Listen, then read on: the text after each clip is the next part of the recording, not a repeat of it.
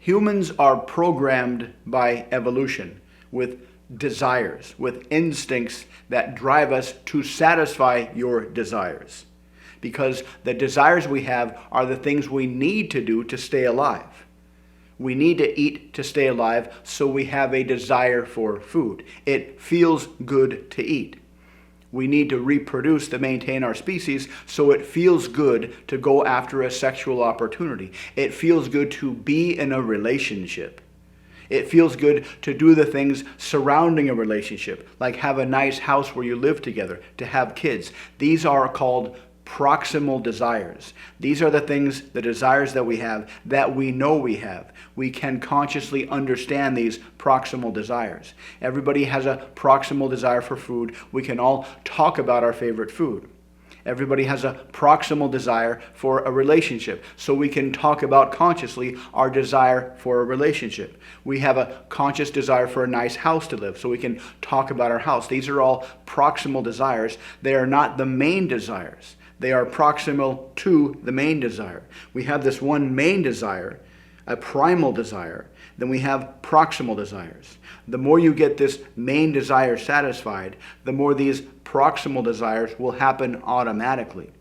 The problem is this main desire, this primal desire, lives in our subconscious. We don't recognize consciously that we have this desire, because evolution has decided that if it keeps this secret from us, it's easier to get this. Because if we walk around telling everybody, I want this, this is the biggest way to not get this. So the easiest way to get this primal desire satisfied, so we can get all these proximal desires, sex, food, family, house, etc., is to keep this secret. Now, what is this primal desire? This primal desire is status, our hierarchical standing within society. Now, there are three kinds of status, and all kinds of research shows that two kinds of status are not fulfilling. In fact, they can make you feel depressed and anxious and cut off from society. But there is one kind of status that when you get this status, when you receive this status, this will cause ultimate happiness, and you'll be able to get these things as a result. So what is this primal desire? The first status, or the first kind of status that is not causing happiness, is dominance status. This is very, very ancient. This is a kind of status that chimps exert over each other, that they fight for their place in the hierarchy and they viciously attack each other to maintain their place in the hierarchy. This is very, very ancient. This presents itself in modern society as might makes right, as I'm in charge or else I'm going to kill you. Do what I say or else something bad will happen. That is a dominant strategy. That does not create happiness. The next is signaling status or virtue status. By promoting how good you are, by bragging how good you are. This seems like it will cause status, but it's ultimately empty, because this kind of status doesn't help anybody. This is a kind of status where you brag on social media about how rich you are, and your riches don't help anybody, so ultimately this kind of status is unfulfilling. This is what sometimes people call virtue signaling. You show off how kind of a person you are, but it's really fake. You show off how morally superior you are, but it's really fake. It's a kind of fake signaling to hopefully get appreciation from others, but this status is ultimately unsatisfying. The one kind of status, the one kind of primal status that is incredibly satisfying, that is the source of all happiness, is called prestige status, where you do something, and the thing that you do is a high level of skill, and the product of that high level of skill helps a lot of people. In exchange for being helped, they give you recognition and validation. This is an ancient thing that existed in hunter-gatherer societies. If you did something that would help everybody, really help everybody, they would appreciate the help and they would give you positive social validation, and that felt good. That causes happiness. This is the main cause of happiness. To do something with a high level of skill, to produce something that helps lots of people, and in exchange for that help, they give you positive validation. That creates prestige status. And the higher prestige status that you have relative to everybody else, the happier you are, and the more you can get these proximal indicators, these proximal instincts automatically. The house, the girl, the husband, the family, the money, everything. These proximal things are a result of this prime status, this prime prestige status. So some common ways to experience prestige status are doing something that helps people and they give you recognition. Like you do a good job at work. The boss says, hey, you're the best engineer we got. You get a promotion. Here's more money. And everybody at work recognizes that you are the best engineer and they all support you in your promotion. They say, hey, you deserve it. You're better than me. You're better than everybody. You deserve the raise. That will feel fantastic. Or suppose you give a speech. And it's a fantastic speech, a high level of skill.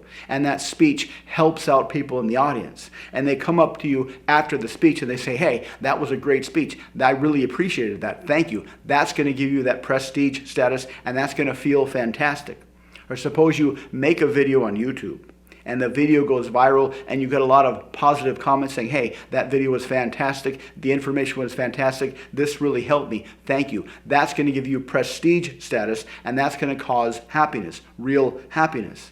Or you have a family and you provide for the family and the family says, thank you for doing that. We really appreciate it. That's going to give you prestige status and that's going to feel fantastic. Or suppose you own a bread shop and you make the best bread in town and people love your bread. They love to pay for your bread. And when they see you around town, they say, hey, I know you. You're the bread guy. Dude, your bread is awesome.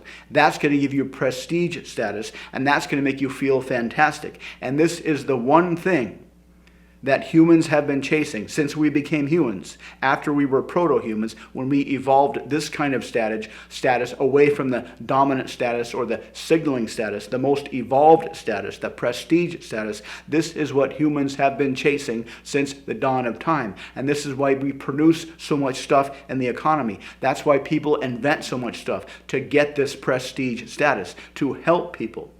Now, the way we think about this is not in terms of status. Remember, this is unconscious. This exists in our unconscious. So we don't think consciously, I'm going to go out and get some prestige status. We think, I need to help people. Because when you help people, it feels good to help people. But the good feeling really comes from the reciprocal appreciation, from the prestige status. So when you talk about this with other people, talk about how you can help other people, how your conversational partner can help other people. So you can leverage this conversationally very, very powerfully to make your conversational partner feel very good by framing it in terms of how they've helped people in the past and how they might imagine helping people in the future. For example, you might say, hey, you look like somebody who could give a good speech. What's the best speech you've ever given? And then put them in that headspace of giving that speech, giving the content, and explaining why they are authority of the content they gave the speech about. Or put them in the future. Imagine it's a year from now and you're giving a speech about something that only you know about and the crowd loves it. The crowd really appreciates that. What kind of speech is that? Help me figure that out. Explain that to me. Ask questions to put them in that headspace of giving that future speech where everybody loves their speech. Or ask them something like this, hey, you seem like an expert in XYZ subject if you're talking about their job or whatever. Imagine you wrote a book, a nonfiction book, and it turns into a runaway bestseller. What kind of stuff will you put in the book? What kind of stuff do only you know about that would help millions of people? What would that be like? And put them in that headspace. This is a great conversational tool to make people feel fantastic. Just remember to frame it not in terms of getting prestige or getting status, but frame it in terms of helping other people. And frame it in terms of them having some kind of unique quality that will help other people in a way where they will get that natural recognition. So just have a conversation like you normally have a conversation. Let the conversation meander wherever the conversation decides to meander. And whenever you see an opportunity to take it into the direction of some kind of prestige status, framed as them helping other people, take it in that direction. Ask them questions. Imagine it's a year from now and this thing happens. What will that be like? Why are you an expert to do this? Explain to me how you're an expert to do this. Ask them questions about their expertise that presupposes that they will use their expertise to help other people. This is a fantastic way to get people to feel fantastic conversationally, and they will subconsciously associate those good feelings with you. So try this out, see how well it works. If you'd like to learn more about how to do this, check out the links below. Thanks for watching. Please like and comment, and I'll see you next time.